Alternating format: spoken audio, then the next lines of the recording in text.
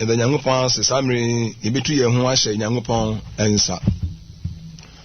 oso ni asase nyina wura yebɔ mpaye e de aseda kase e ma wo se Awurade utumi ene wa hoɔden e do so nti wabɔ ye ho bae ene nso am ye kwase mfo asemra nkrɔfo esere wo se Awurade ma wunhyira ene wa hoɔden ne wani munyam enta ensem ye akyi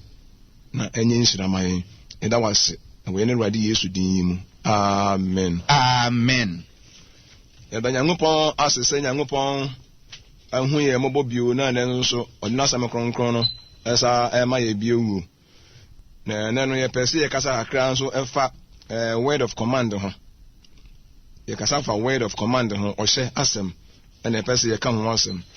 ɔhyɛ asɛm ya de hu hia pa ɔhyɛ asɛm ya kan hu hia bebre pa nse ɔhyɛ asɛm ya de a wuntimi enyi hu emfiri ho se ne nipa no se ye Nyankopɔn tumi ase ne Nyankopɔn na edi so a so Nyankopɔn ehye ana Nyankopɔn ekasa wa wo se Nyankopɔn tumi ase bia wuntimi enyi hu emfiri ho ndi wo hyasem no se wo mpo ye se e wo se wudi so se wo se Nyankopɔn tumi ase nko ade a so ka asem a e se wo de wo kon ehyase die ne ye so Nyankopɔn no ye se ye Kristofo no so Nyankopɔn ahyɛdeɛ eno Nyankopɔn nsɛm bia wɔka bia no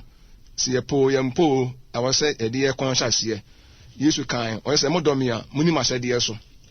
sana wade kan o kan John chapter 15 verse 14 John chapter 15:14 o se Yesu kan se se mudi mahyɛdeɛ so a memfrɛ mo enkoa sana wade asɛm kan o se se mo ye de me hyɛm a na mo ye me namfo ndi ase ye ba ba ye de Nyankopɔn ɛhyɛ ye ye ba ba ye de Kristo ɛhyɛ ye nyɛ se bi ye ba ye mu bi ne agya bio ahyɛdeɛ no ebi ye be famu de emre ne ye di so na de ye de ne de ato ana de ye ma ye de di so ye nsum Nyankopɔn saa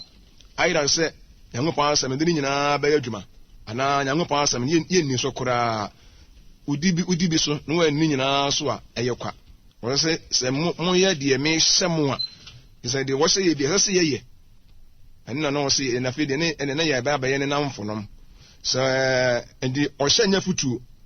ɔhyɛ anya futu anya se me pa mefa me mpenso a me mfa afutu nko ɛna wɔhyɛ nso nko the difference or advice any command ntam ye nhyɛ no so pa yie abofo no kɔɔ Sodom no na omo ka che Lord say Lord omo free kuro no mu nko no omo hyɛ omo na ɛyɛ wɔhyɛ asɛm ti Lord ne yere omo mpo ɛsɛ omo free kuro no mu do omo tuma decide say waka de na nso ye mfa ɛne omo agyegireje ɛne ogya na ɛtɔ yɛn kɛhye omo Nyankopɔn ka asɛm a yebetuma ye pa yebetuma ka sɛ waka na nso ye ni so wɔmfɔ so ye Nyankopɔn wɔmfɔ so nipa wɔnyere nipa sɛ de waka no wɔyere ye da bi ne mu awɔsɛ yɛn mumu ne ye de anidie ɛne obuo ɛmawurade na Nyankopɔn ne commands bia no ye de ye ho hyase enti yesum Nyankopɔn de a yɛmɔ ne bebre sɛ Nyankopɔn ka asɛm a yenyi ya no sɛ ɛyɛ ma yɛn sɛ ɛnyɛ ma yɛn ɛnyɛ sɛ de ɛmere ne ye di so na de ye den de ne ya to atwene ye ba bi de ɛbɛboa ya wabrabɔ mu de ne ya yere ye ho na de eni bibia ye wo ya abrabɔ mu na Nyankopɔn no nko ana sɛ ni muonyam no de ne de ato wode a ye nse Nyankopɔn ani muonyam na Nyankopɔn commands na ya na emu mienu ye wo Nyankopɔn commands na Nyankopɔn de ma no se ba Nyankopɔn mu a ya na emu mienu ye wo general command ho ana ye wo individual command sɛ Nyankopɔn ne commands na ɔde ma ye no ye wo sɛ ɔhyɛ ankrankro bi ankrankro de wo ho sɛ ba akofuo bi Nyankopɔn ɛhyɛ ne sɛ wo mbɛ sɛ saa de wi na wo ye ɛne ye wo nipa dodoɔ ana sɛ ɛdɔm ana ye nyina na wi ase nyina ɛno nso ye nso de Nyankopɔn ɛna ɛhyɛ ye saa de we die obi a ɔsom mi bia ne de ɔsɛ saa ahyɛde we ana sɛ saa commands we no de ne ho hyase ɛnanya ankrankro bi asɛm na aka sɛ we de ankrankro asɛm ndi no yɛbɛkasa tituru ɛbɛkɔ general command ho ɛno mu na yɛbɛtutu yɛn ho fo na nyame boa ɛkyerɛ mmerɛ ba mu a yɛhwɛ individuals command so na timi aboa yɛn di kan na wɔsɛ yɛte ase sɛ adwensakyera ɛyɛ wɔhyɛ Nyankopɔn hyɛ nipa wo wi ase nyinaa sɛ obia nsakyera na adwene ɛne yɛka ɔhyɛ asɛm ti ye behwe ne ma bi Nyankopon hye wo ho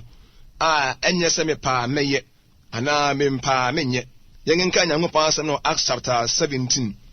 Acts chapter 17:30 afi yen hwe de Awurade asem no kan Acts chapter 30 verse 30 Acts chapter 17:30 o se ne senti Onyankopon abunani agu mmere hodo a woni no so na afi de o hye nipa a wo ma nyina se on sachira wa adwene ha se ni adwen sachira eye o hye ma obi bia Nyankopon hye nipa a wo ma nyina wo Europe a o se sakra wa adwene wo Africa sakra wa adwene se be wote kurasi a sakra wa adwene uti krokese mu a sakra wadwene wo se nipa wo ma nyina nyankrofo bi onwo baabi na Africans Nyankopon hye se sakra ya adwene enye Israelfo Nyankopon hye o so sakra o madwene o ni mo se afede wo se nipa wo ma nyina se obia sakra adwene eni adwen sakra de Nyankopon hyem obi bia wa wotie ni bia no Nyankopon pese onse sakra unya sakra ya unya ensesa wadwene mfiri bone ho de a enne Onyankopon se adwensachira de oye nsem obi bia se eye nsem obia se ogya kronobo wa wo bokrono bi Nyankopon se gya kronobo obi bia wo bodwaman Nyankopon se ne se onya adwamamo ewudie entokwa awareseye nkonkonsa abosonsom eniema entini bia no a woya ekire se wonsachira ye bia no Awurade se nipa yentwe ye ho emfiri bone ho na yenye papa dize Nyankopon se nipa nyina so bia nye papa na obia nya bone ye de nya se me pa mesachira me mpenso a we de me nsachira we de agensa anachira me kan de ewiase nyina semwa ne Israelfo nko a de anya nipa potin bi na Onyankopon se o mo nsachira o mo adwene sana Awurade asemo eka nti wo se adwensachira wo se ana afi no so no se ye bedi Yesu din so a na Yesu Nyankopon wo hye se Kristo ni bia nso obosu obia ba Kristo mu bia obasu Nyankopon obia ne de asubo wo se ye bo wasu wo nsum wo se unya asubo nsum mu asubo na me bo ayere kan wo asampa yie enti wo hye se o Kristo ni bia de ye bo wasu bia abeka Nyankopon asafo hu bia aka Mark chapter 16 verse 15 to 16 no so menko wi ase nyina nka sempa no nkyira bodie nyina de ogidie no obonesu no obegye no nkwa na de wonyenie no obu ne fo o se de ogidie no obonesu no endi asu bonye se mepa mebosu mempenso a memmo ni nyina na se meya de yetene ma bono nka sa bosu ne ya de yetene enya se ya de yetene je asu bo nyese me ya de yetene ntimi mosu me ya de yetene nkwa na ma mosu enya hwe wonye kase ntre Nyankopon no watwere sa de wo ya to no nipa bie ni wiase a wo kase che Bible no Bible say de wo gidie ne ye bonus no na Nyankopon beje ne nkwa wan kase de wo gidie ne beje ne nko de wo gidie ne ye bonus no ye beje ne nkwa ndi asubo enhye ema obi bia obeso so Nyankopon bia ne de enhye se ye bobo wasuo ndi nyese me pa mebosu me ya de yetene nko a eno nko a ye da bi enye se yade yetene ne gya asubo mesisu bio ana enemum nyese bosu ne yade yentene na so obi bosu ne so anya de yetene so eye wasem a yese wo bosu ne yade yetene bosu ne yade yetene wose na me yade obi abosu nso sa wade hwe nyamansom nye obi asem eye wo wasem eye ankra asem ada Awurade beba no obubu wiase nyina ten no ye nyina beko Nyankopon anim na obi abunu hu akonta kire Nyankopon enka se asomasi ana abenten da bi ndi asama mibusa ho se wabosu ye emfansi ya adwene mu ye wo ba bi a wose ye bosuo ye wo de wo qualify se ye bonasuo ene wo edin a wose ye bosuo mu ne ba bia na wose ye bosuo enye edin nyina na wose ye bosuo mu ne nipa nyina na qualify se ye bo wo mu asu o qualify de ye bo wasu hwan na bo wasu ehe ne ye bo wasu edin be mu ne ye bo wasu ehye se wasubo enye Bible de ene de a ene wo mo sukura awu asubo no se wo de ene nya Bible de a wo mo su ndi eye nhye se okristo ni bia de wo bosuo afi eye nhye se eye command se kristo ni bia so holy life obra papa no obra kronkron de eyen hye se Kristo ni bia bo bra papa eyen hye se Kristo ni bia bo bra ho te se obi bia wo so Nyankopɔn bia no eyen hye se wo ye kronkron eyen hye se ye no eyen hye se obi bia wo so Nyankopɔn bia wo ye no kwafo eyen hye nye se me pa me ka no kore me pa me nka no kore me pa me ye kronkron me pa me nyame ho me nye kronkron ye eyen hye emo Kristo ni bia ese Kristo ni bia yi ni ho free boni bia ho ade ye boni wo Nyankopɔn animo nya de nipa bi bu ni se ye boni na me ka ho wansam ni mu de Nyankopɔn aka wona se mo se wo ya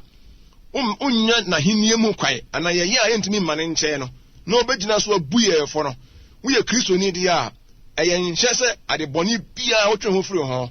na ade ye tena Nyankopɔn aditumu se awose ye nso no ye hwani ye ofiso Nyankopɔn amfrɛ ye anko efimu ne mu ahotie mu for God did not call us to uncleanness but in holiness.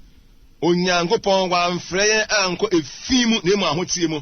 Thessalonica 4 ngoma edi kai 9 mu enson 1 Thessalonians 4:7 osi efiri se Nyankopɔn amfrɛ ye anko efimu ne mu ahotie mu. Onyankopɔn amfrɛ ye se yemesa awade ye mekontokwa ye meni ewu ye mabodwaman. Nyankopɔn amfrɛ ye se meni nkonkonsa ne mu ofrɛ ye kɔ ahotie mu ahotie. And you look at Hebrews chapter 12 14 osi ahotie ni mu obi ntimi hu Nyankopɔn nyamasoma ye kan nyina no se ahotie ni mu a obi entimi ansom obi hu Nyankopɔn yengenka kakra ne yenhwe osi muni ni panyina ntam asomdwie ene ahotie a obi kwati a onhu Nyankopɔn na chi se obi kwati ahotie de a ya asore kro nyina ba yakwa yanumto nyina ba yakwa ya afore ba hodo nyina ba yakwa bibia ye bia ba yakwa ndi ahotie de ekanya mesomo oka 1 Peter chapter 1:15-16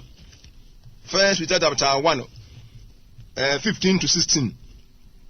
ose na mon tse na ose ni mom tse de wa frɛ mo no eye kronkron no mon so monya kronkron abrabo nyina mu na watwere se monya kronkron efese me ye kronkron eni Nyankopɔn o ye kronkron ne yesom no eni sa kronkron ye ni mo bi ntimi nko Nyankopɔn nkyɛ eni kronkron ye eye nhyɛ se Kristo ni bia de ye kronkron Kristo ni bia de ɛwɔ se ya abrabo no ɛho tie ye kasa ɛho tie ye nimu tie ya abrabo a ye bo na nkasa na ya obra etene ende se kronkron ye nimu a obi ntimi enko Nyankopɔn nkyɛnkyɛ ho tie ɛyɛ nhyɛ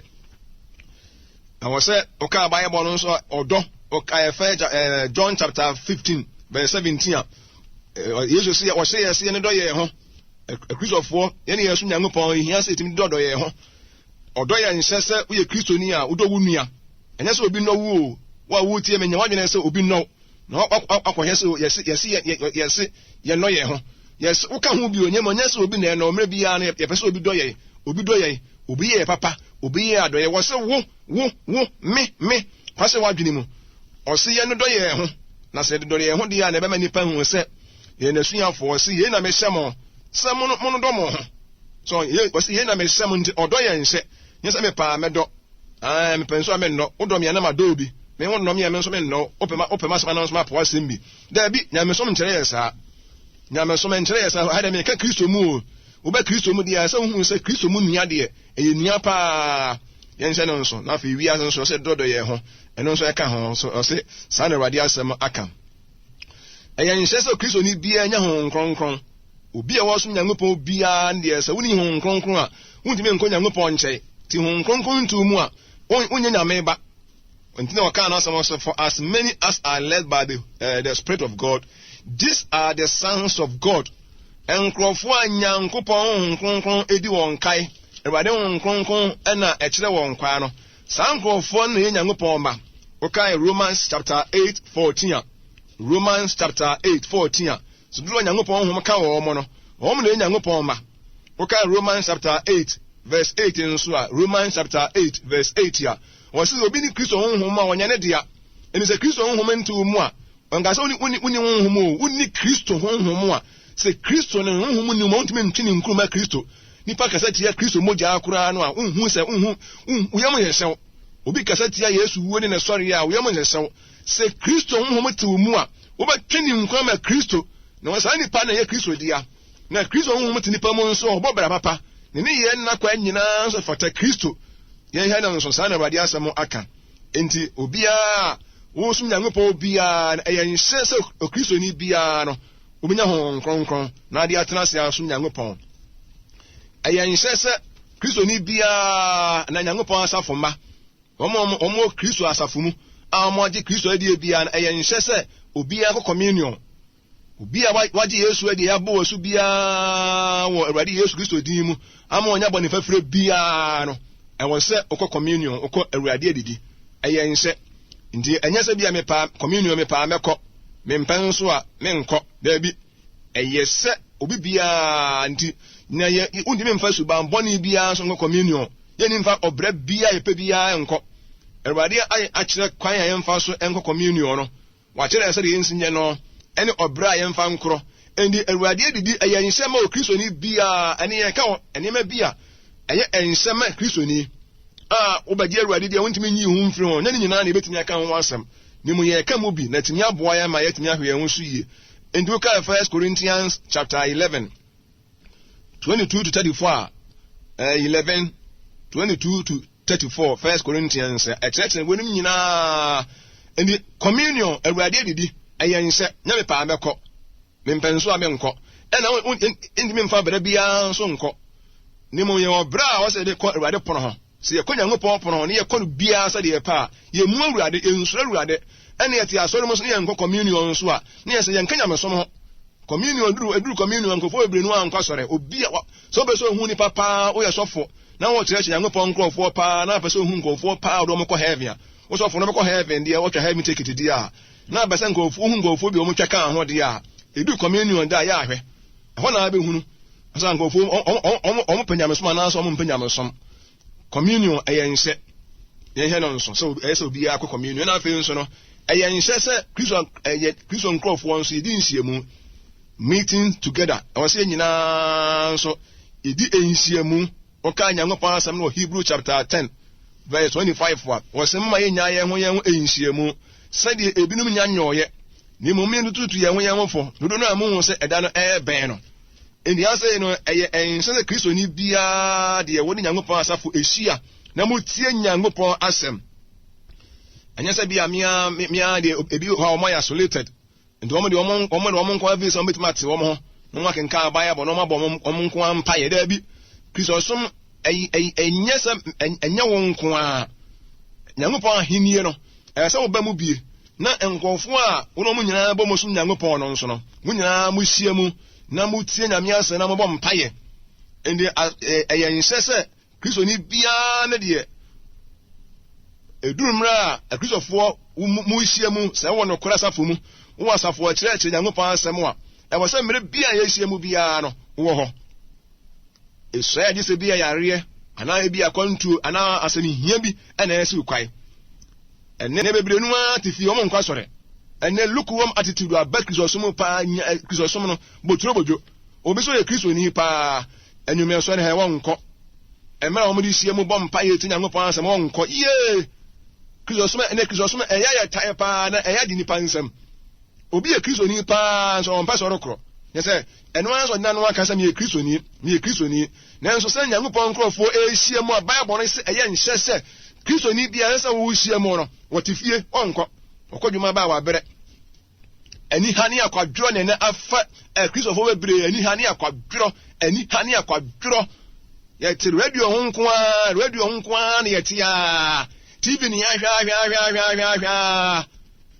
hu o wo yɛ Kristo ni na oni awofo ntimi nhyia mu na ba bia menkasa bia wɔkɔgye mpaabɔ ku na menkasa wɔkɔgye mpaeɛ na meko menkasa oni yɛ Kristofo foro mu hyia mu na modutu mo hofo na mo abɔ mpaeɛ na mo ati Nyankopɔn asɛm no ɛyɛ nhyɛ sɛ wo yɛ Kristo ni a wo yɛ hu foro ho obi wa na ɔba sɔre na ade kyɛn wɔn ba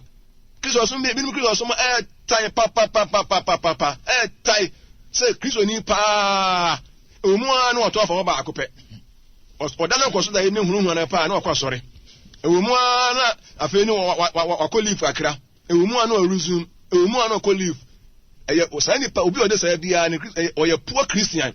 Oye na me bo make poor Christian wan sem pa. Poor Christian. Ebi me poor Christians pa. On kwa sɔre wotifie sa. Sanye yare na ebia kwantuo ana asami hia bi pa de a Kristo ni bia ne de emra mo anhya to se ene ye hyiamu bono a wo so ma bia wo bia no ese won Kristo fo nkofo ehyiamu enyankopon asemwa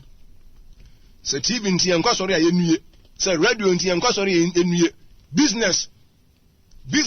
enganga nkofo omye business okodwuma ba wa bre ebinim ntimi nya wo mo store hokora nkwasori eye nimgu ase pa sika omua no to afa ba akopɛ odana nkoso da ye ne hunu na pa na akwasɔre omua na afi ni wakolifu akra omua no resume omua no kolifu eye osani pa obi ode sa bia ne oye poor Christian oye na me bo make poor Christian wan sem pa poor Christian ebi me poor Christians pa on kwasɔre wotifie sa sanye yare na ebia kwantuo ana asami hia bi pa de a Kristo ni bia ne de emra mo anhya to se ene ye hyiamu bono a wo so ma bia wo bia no ese won Kristo fo nkofo ehyiamu enyankopon asemwa se TV ntie nkwasori a yenue se radio ntie nkwasori yenue business enganga nkofo omye business okodwuma ba wa bre ebinim ntimi nya wo mo store hokora nkwasori eye nimgu ase pa sika de ko fan sika obu wa make say we driver testing driver truck driver edu anwumra kura abekwa anwumra sorry ana so bekwa kwasiara bekwa sorry na sa da de kwa so me no bekwa na sorry no we dem ka obi kama obi a onko we na dwuma die ye nhyese Kristo ni bia no eti na ngopa asem ye ne arofo ahyiam nse ne arofo nhyiam a ene emfomso ne ye pa ye bone pa ye marato ena fe ye nhyese Kristo ni bia nso obo nyame adwuma giving. Okay, Luke chapter 6:38 ya. Wose mo manu amamo. Oma ya nse. Ewade asemu no, enye se bia me Kristo ni entime de maginya ngopon da bi enema me nsa na ye ba Kristo mu ye ba hwe ne yaye. 1 ye betena so ahotie mu. Tie ni yo tena so ahotie mu. Afi kanyame asama kira nkrofo na yi sika bo nyame adwuma. Ye betena so ahotie mu abobra efata. Na afi ye ba kanya ngopon asama kira nkrofo. Na fa ya boanya ngupon so adwuma ya yisika de aboanya ngupon adwuma bebre no awa eduru mra ya yisika boanya ngupon adwuma asafokora yihie mu omma sani pa wonsum nyame o de nyangupon ba ya ma ya nko ane hia ya ne mo de enso ya ba ya hye na ne munyam de ne enkan da dwene ho asamto ye de a ya nyangupon mo waye ne mo nyangupon so ye project bi owi ase na ya osanke enso ya boa ma sa project ne ho etimi tumpon ne etimi koso no ne ye doje eye nhyese Kristo ni bia ne de eduru mra ye gba fode ye yiska bo nyangopon dwuma a ese obu abie so wantimi anya sa na ye poor Christian de on eduru na adu afore bobra na se omamu a na wadoje oye sa nipa no oye poor Christian anya se bia yakosore ya pon ye no anu no bebre nu yakosore na fie memenda kwasi ada ya pon obi ada bi anya sa akura obu won so akwantu mu a nyangopon asem kura na otia eno anso wotie ne sa nyankopon asem no ba bia wo bia na wotie mi even sa wodi tum say if we are the bride of Christ ne abusa won say wo bo nyame adwuma say na wo contribution ba na wo nyankopon adwuma ekoso mu anas nyankopon asem no ye tie ne kwano a se ye tie no a en nyankopon ba se ye tie a na dabi aso die da yen so nyankopon adwuma abusa say asema mi tie me contribution wom anas me de no say me de mi tie sa me de mi tie mi de no ansa matie ne machima to na matie enkrofo bi na bo ho ka na wunya bi tie na busa won sa won so usika wo mu bia na wo ye Kristo ni a omma nyangopon adwuma sa sonda na yesie evangelism ni yakoro adwuma mi ni ya ba bia wo bia na so nyangopon asama kwaso no kurem nko ade a esa won so tumi bo bi Kristo asafo ene nyangopon nkrofo yeso nyangopon no omma ekanya mesomo nyasa na ko yesa asem ni tie no a na ye die tie na bi James chapter 1:22 o se monya asem netiefuo nkwa na ada mo ho ni monya asem no ne yofo na afi nso eye nhyese Kristo ni bia nso ubọ mpaye prayer eye nhyese Kristo ni bia de ubọ mpaye empabo enye elder and elder asem ana odifo asem ana bishop asem ana pastor asem eye nsem o Kristo ni bia obi a wasu Nyankopɔn bia no ese wa wutumi tu hu si wo bom paye se wan kasa tu hu si wo paye pa na bom paye na su frɛ Awurade hu Nyankopɔn na empire eboan bebre Nyankopɔn emu eni empire nyade be se osofo nko a da bi asafo man nyina ye obi a wo Kristo obi a wabɛgye Nyankopɔn die bia no wasɛde se wo bom paye oka Nyankopɔn asɛm no ɛwɔ 1 Thessalonians chapter 5:17 wasemu nyampa boda mamu nyampa boda emre bia ye mompa ye Yesu ba wasemu mompa na mo ankonsori mu empa bo hu nyampa ye pa enti eyenhye uka Luke chapter 18 verse 1 a Yesu se etwase nipa bompa ye da wo mre ho enti empa bo eyenyankopon akode empa bo timi eboye wakwan hudo nyina mu enti Christopher se empa ye bo a hu papa eyenhye wa mompa ya wa ye bone Samuel se me nyampa bo mfa nyankopon bone da to Kristo ni bia wo mompa ye bia 24 hours ni mu no obu ade whole day no mompa ye enso so ye Kristo ni da bi wo ye poor Christian me bo make poor Christian wan sempa wo ye poor Christian ehia pa gise bia bibi nti ena e bia de muni nyina bia yare bi ni bia bibi pa anya sa ade a empa bo e ka nyankopon esom nti eya nhye se Kristo ni bia no obo mpaye ena afi nso no eya nhye se evangelism Kristo ni bia de o se ye kwase mpatere ye boss mpa ne ho dawuro pa ne Kristo so ma fe ye jai Kristo fo afi ye jai nyankopon asempa na ye bo ho dawuro no eya asempatere e ka nyankopon dwumadi ho evangelism house to house evangelism se nipa bia no ye be hia no bia be ka nyankopon asema kire won I said the kan ya asem pa obi so onye ehu ani onye ehu dance ni no akofie mu asenka shame on you wani ewu pa eye adwuma Nyankopon na se ye obenya sa adwuma no kora na waye obenya sa adwuma na waye Kristo ni bia eye sade oka Bible no a Acts chapter 5:42 was na wa nya Yesu Kristo ho asempa na ka ene enkyerɛkyerɛ ene asɔrefie da bia wo mu anya ida asuafo no afie mom ka Nyankopɔn asɛm asomafo no o wo ye kase akyerɛ asomafo na ka sɛ obi wura afie mom ka Nyankopɔn nsɛm wa wo se ni ehu ani ensɛm wa ye hwani ye papa ya sane sɛ ye evangelism Kristo ni bia wontimi mmɔ asɛmpa ne ho dawuro bia ntimi nkɔ heaven sɛ ntimi mmɔ asɛmpa ne ho dawuro ankyerɛ nkrɔfo a ya anka Kristo ho asɛm ankyerɛ nkrɔfo munim Kristo a ye ntimi nkɔ Nyankopɔn ahenni mu endi eyen hye sɛ ye evangelism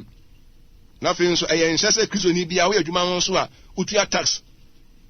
ema bai Romans chapter 13:6-7 13:6-7 sɛ wo adwuma ani sɛ wo dodge tax Kristo fo we brenu a dodge eyen fom so ye tua ne ahwɛ sɛ bai nso ɛwɔ sɛ ye hwɛ bai nso no nso wo de adwuma na sɛ ye de wasa ye nsire mu ɛsɛ wo tua na ye tua nso ne ahwɛ sɛ de ye tua no mo de adwuma bo man na na eyen hye sɛ ye Kristo ni a sɛ wo tua tax Awurade asɛm a ɛna fe ɛnkyɛ bebre de mentwa anwene nso ne sɛ ɛwɔ eyen hye sɛ Kristo ni bia nso do nsa yɛ adwuma Kristo ni bia de ni sɛ wo yɛ akwaduro ne ani ha de nsa de tutu e botom saa da bi eyen hye sɛ Kristo ni wo yɛ akwaduro ne ani ha firi wabrabom sɛ ne yare ana bibi na bia ɛma wontimi nya adwuma de ɛwɔ sɛ obi bia timi nya adwuma pɛ no no no aduane eyen hye oka Nyankopɔn asɛm no wɔ 1 Thessalonians chapter 4:11 1 Thessalonians 4:11 na sa kai 2 Thessalonians 3:10-11 o kyerɛ sɛ eyen hye sɛ obi bia nso ɛyɛ adwuma enya enkoda ne beggars da bi o sɛ yɛ adwuma ne de pɛ ne ankase ano aduane sa na Awurade asɛm aka madɔfo nom yɛ atwa adwene nso ne sɛ yɛntimi nka ne nyinaa afei nso Kristo ni bia nso sɛ wo ware Kristo mu Kristo ni bia ba ware bia hu sɛ wo ba ware ya wo Kristo ni nko ade ya sɛ wo ware Kristo mu eyen hye ye ma ho quotation ɛwɔ sɛ obi bia nso nya ɔno a ne yere nyame bo yɛbɛka aware sempa yie pa Kristo fo yɛ ntwempena enya de yɛ twempena kora Kristo ni bia obɛtwempena bia ntimi nkɔ Onyankopɔn ahenni mu 1 Corinthians chapter 7:39 nyame bo a yɛbɛka ho asempa yie pa na yahwɛ nti hu sɛ o Kristo ni bia ne de eni sɛ ɔtwempena ɛna de mi twa to kora wase mu nso ne sɛ ɛwɔ sɛ Kristo ni o sɛ obi bia koto Yesu na tɛkyɛ manyina ka sɛ Yesu ne Awurade ɛma gye Nyankopɔn ani mu onyam yɛnkenka Nyankopɔn asɛm wɔ Philippians chapter 2:10-11 Philippians chapter 2 10 to 11 to Kristo ni bia de enso koto awurade Yesu te wia so bia won koto awurade Yesu bia no won fama won kasa Yesu ya awurade emma Nyankopɔn nya ni mu onyam bia no sai nipa no ntime nko so ayema mu madofo no sa na Bible no waka o se na se Yesu din mu na osorofo ne asasofo ene asase asofo nkoto de nyina nkoto na ta kyerema nyina mpam nkasa Yesu Kristo ni awurade emma ade Nyankopɔn ni mu onyam o ta kyerema epam nkasa Uditum say Yesu ya awurade emma Nyankopɔn nya ni mu onyam yekotu Yesu ana yedini nsam ho agoro na ase enini nsam ho agoro emra me bo asami nyina to na me ne ba na wie madofo no edonso na wenu ne yemfa wenum ensunya de na yenhunu sampa Yesu Kristo wo ya awurade na onne ose yekoto no ebosi yekoto awurade Yesu yekoto ne de ani die nu obuo ema no se modom ya muni masade Yesu sa na bade asama kaaye madofo no Kristo som ne mebebre mu a yentime nyi ya hu mfiri ho we de na de ya bobo so kakra nya mebo ebehwe ankran so de wose wan kasa we de bia na bibi wo de na ye nipa nyina de ne ka general nipa nyina de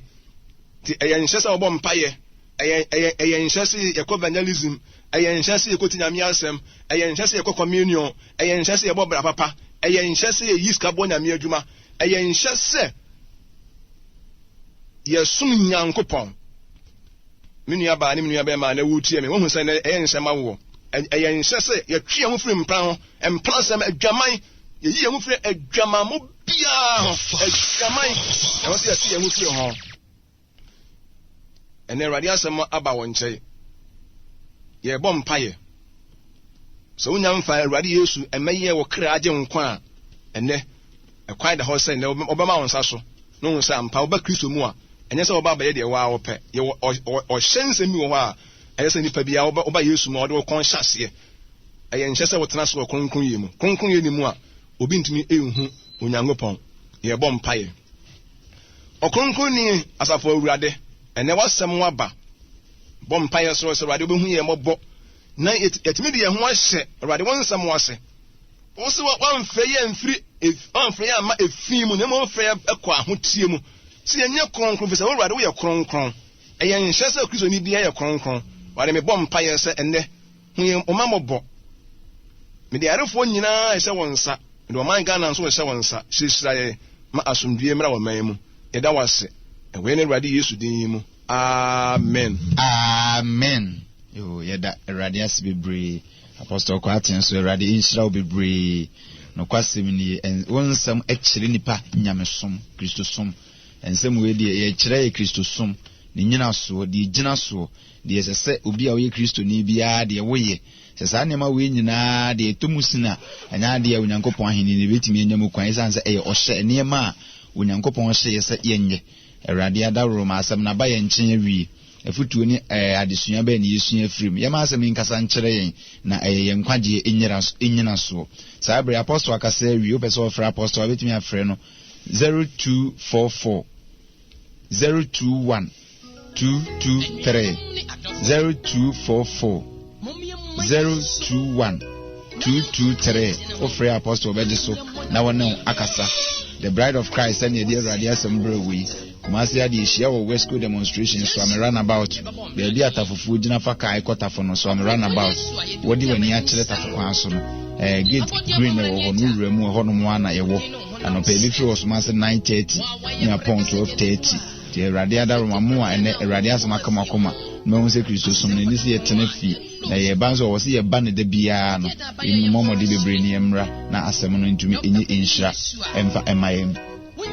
afi dwumadi nso dwumakuo bi na afa ho kan bi God is Good Enterprise a supermarket ewo tafo 4 mass no